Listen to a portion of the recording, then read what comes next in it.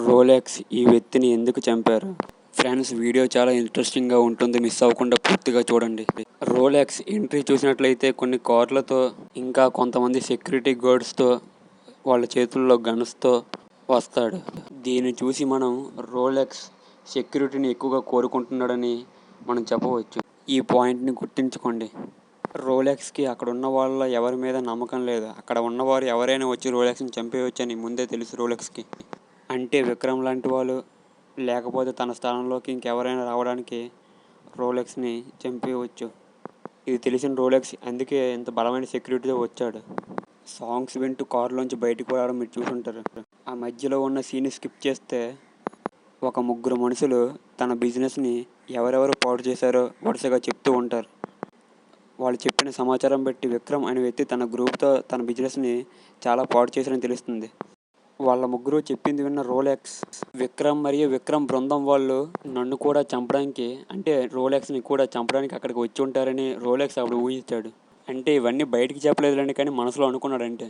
అక్కడ ఉన్న నలుగురు వ్యక్తులు రోలెక్స్కి కొంత సమాచారం చెప్పిన తర్వాత ఈ వ్యక్తి రావడం మీరు చూసి ఉంటారు. ఈ వ్యక్తి వచ్చిన వెంటనే రోలెక్స్ కొంచెం అలర్ట్గా ఉంటాడు. ఎందుకంటే అతను విక్రమ్ మనిషి ఏమో అనుకుంటాడు, లేదా అతనే విక్రమ్ ఏమో అనుకుంటాడు. ఇప్పుడు రోలెక్స్ మైండ్లో ఏముందంటే, రోలెక్స్ దగ్గరికి వచ్చిన ఈ వ్యక్తి విక్రమ్ అయినా కావచ్చు, లేదా విక్రమ్ మనిషి అయినా కావచ్చు, వీడితో కొంచెం జాగ్రత్తగా ఉందాం అనుకుంటాడు. ఇదంతా మనసులో అనుకుంటాడు అనమాట. తర్వాత ఈ వ్యక్తి సరుకు దొరక్క మన వాళ్ళందరూ అల్లాడుతున్నారని చెప్పి మామూలుగా చేతితో ఎక్స్ప్లెయిన్ చేశాను అనమాట. ఇది ఇలా చేయి ముందు తెచ్చి, అంటే మనం ఎవరికైనా ఎక్స్ప్లెయిన్ చేసేటప్పుడు మామూలుగా చేతులతో చెప్తాం కదా, అలా చెప్దాం అనుకున్నాడు. కానీ మామూలుగా అలా చేతితో ఎక్స్ప్లెయిన్ చేద్దాం అనుకున్నాడు. కానీ రోలెక్స్ ముందు నుంచే కొంచెం జాగ్రత్తగా ఉన్నాడు కదా వచ్చిన ఈ వ్యక్తితో.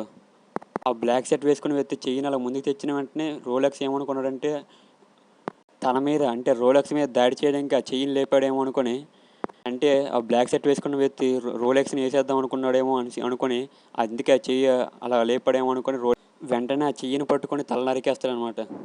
నరికేసిన తర్వాత రోలెక్స్ రియలైజ్ అవుతాడనమాట. ఇతను నాకు ఎక్స్ప్లెయిన్ చేయడానికి వచ్చాడు, నేనేమో నన్ను అటాక్ చేస్తాడేమో అనుకున్నానని రియలైజ్ అవుతాడనమాట.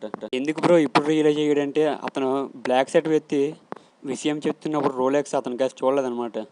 కానీ అతను సడన్గా చెయ్యి మూవ్ చేసేసరికి తను అటాక్ చేస్తాడేమో అనుకుని నరికేసిన తర్వాత రియలైజ్ అయిన రోలెక్స్కి నవ్వు వస్తుందన్నమాట.